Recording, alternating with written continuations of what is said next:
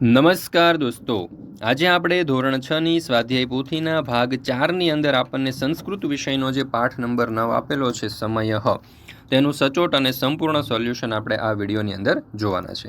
મિત્રો, આપણી આ ચેનલ ઉપર ધોરણ 6ની જે સ્વાધ્યાય પોથી છે તે સ્વાધ્યાય પોથીના ભાગ 4ની અંદર આપણને જેટલા પણ વિષય આપેલા છે તે દરેક વિષયના દરેક પાઠના સંપૂર્ણ સોલ્યુશનના વિડીયો અને પીડીએફ આપણી ચેનલ ઉપર મુકાઈ ચૂક્યા છે. તો જરૂરથી આ વિડીયો અને પીડીએફનો અભ્યાસ કરી લેજો. તમારી પરીક્ષાની તૈયારી માટે અને સ્વાધ્યાય પોથીના સોલ્યુશન માટે તમને ખૂબ જ ઉપયોગી થશે.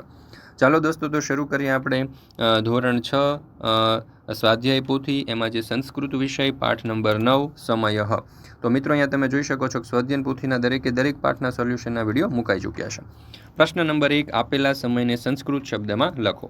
તો પહેલું છે 5 વાગ્યા છે એટલે કે પંચવાદનમ, 8 વાગ્યા છે તો અષ્ટવાદનમ, 11 વાગ્યા છે તો એકાદશવાદનમ, 3 વાગ્યા છે તો ત્રિવાદનમ, 1 વાગ્યા છે તો એકવાદનમ અને 12 વાગ્યા છે તો દ્વાદશવાદનમ.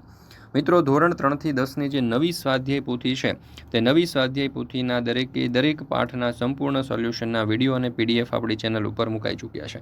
અને પીડીએફ મેળવવા માટેનો નંબર છે 7046222254, અથવા તો આપણી એપ્લિકેશનનું નામ છે ઓશન કોચિંગ ક્લાસીસ. આ એપ્લિકેશન ડાઉનલોડ કરી અહીંયાથી પણ તમે સોલ્યુશનની પીડીએફ મેળવી શકો છો. ત્યાર પછી છે પ્રશ્ન નંબર 2, આપેલી ઘડિયાળના સમયને સંસ્કૃત શબ્દમાં લખો. તો અહીંયા લખેલા છે 3 એટલે કે ત્રિવાદનમ, ત્યાર પછી છે 10 એટલે કે દશવાદનમ, ત્યાર પછી આપણને આપેલા છે 6 એટલે કે ષડવાદનમ, ત્યાર પછી છે 9 એટલે કે નવવાદનમ, ત્યાર પછી છે 7 એટલે કે સપ્તવાદનમ, 4 છે એટલે કે ચતુર્વાદનમ, ત્યાર પછી આપણે આગળ જોઈએ તો અહીંયા 2 છે એટલે કે દ્વિવાદનમ, 11 છે તો એકાદશવાદનમ અને 12 છે તો દ્વાદશવાદનમ. મિત્રો, ધોરણ 6થી 8ની દરેક વિદ્યાર્થીઓ માટે આપણે પોટેટો બેચ લોન્ચ કરેલી છે. અને આ પોટેટો બેચની અંદર તમે ગણિત, વિજ્ઞાન, અંગ્રેજી અને સામાજિક વિજ્ઞાન વિષય જેવા જે અઘરા વિષયો છે તેના સચોટ અને સંપૂર્ણ સોલ્યુશન જે છે અહીંયાથી તમે શ્રેષ્ઠ અને સારામાં સારા શિક્ષકો પાસેથી મેળવી શકો છો. તો આ રેકોર્ડેડ લેક્ચરની અંદર જરૂરથી જોઈન્ટ થઈ જજો. અહીંયા તમને recorded lecture, live doubt session, PDF, MCQ test, પ્રથમ સત્રાંત અને દ્વિતીય સત્રાંત પરીક્ષાના પેપરની તૈયારી, વોટ્સઅપ સપોર્ટ અને વેલિડિટી જે છે ચાલુ શૈક્ષણિક વર્ષ દરમિયાન 1 વર્ષની તમને મળશે. માત્ર ને માત્ર 499 રૂપિયા તેની પ્રાઇસ છે અને આખા વર્ષની ફી 499 રૂપિયા છે. તો લિંક તમને નીચે ડિસ્ક્રિપ્શન બોક્સની અંદર મળી જશે. વધારે માહિતી માટે કોન્ટેક્ટ નંબર પણ આપેલો છે. ત્યાર પછી છે પ્રશ્ન નંબર 3, યોગ્ય જોડકા જોડો. એમાં છે ત્રિવાદનમ. ચાલો, તો ત્રિવાદનમને આપણે અહીંયા જોડીશું આ રીતે, સપ્તવાદનમને જોડીશું અહીંયા, એકાદશવાદનમને જોડીશું 11 વાગ્યા સાથે, નવવાદનમને જોડીશું 9 વાગ્યા સાથે, ષડવાદનમને જોડીશું 6 વાગે અને પંચવાદનમને આપણે જોડીશું 5 વાગે.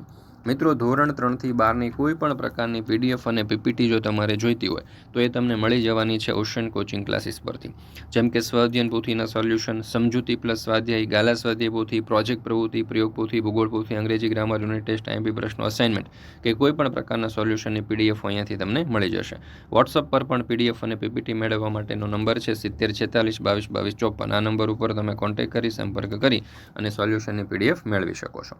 ત્યાર પછી છે પ્રશ્ન નંબર 4, નીચે દર્શાવેલા સમય અનુસાર ઘડિયાળમાં સમય દર્શાવો.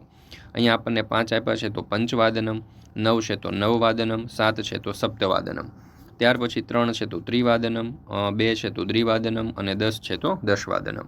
ત્યાર પછી પ્રશ્ન નંબર 5, આપેલ સમયને સંસ્કૃત શબ્દમાં લખો. 4 એટલે કે ચતુર્વાદનમ, 9 એટલે કે નવવાદનમ, 3 છે તો ત્રિવાદનમ, 8 છે તો અષ્ટવાદનમ અને 7 છે તો સપ્તવાદનમ.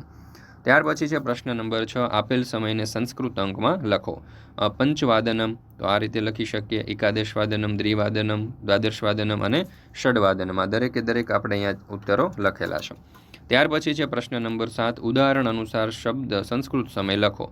તો સપ્તવાદનમ 5 કલાક પછી દ્વાદશવાદનમ આવશે, દ્વિવાદનમના 2 કલાક પછી ચતુર્વાદનમ, પંચવાદનમના 3 કલાક પછી અષ્ટવાદનમ, ચતુર્વાદનમના 4 કલાક પછી અષ્ટવાદનમ અને નવવાદનમના 2 કલાક પછી એકાદશવાદનમ. તો મિત્રો, અહીંયા આપણે આ ધોરણ 6ની સ્વાધ્યાય પોથીના ભાગ 4ની અંદર આપણને જે સંસ્કૃત વિષયનો પાઠ નંબર 9 આપેલો છે તે પૂર્ણ કરીએ છીએ.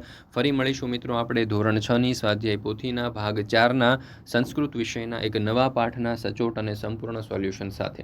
મિત્રો, આ વિડીયો તમને પસંદ આવ્યો હોય તો લાઇક કરવાનું, તમારા મિત્રો સાથે શેર કરવાનું અને સરસ મજાની કોમેન્ટ આપવાનું ભૂલશો નહીં.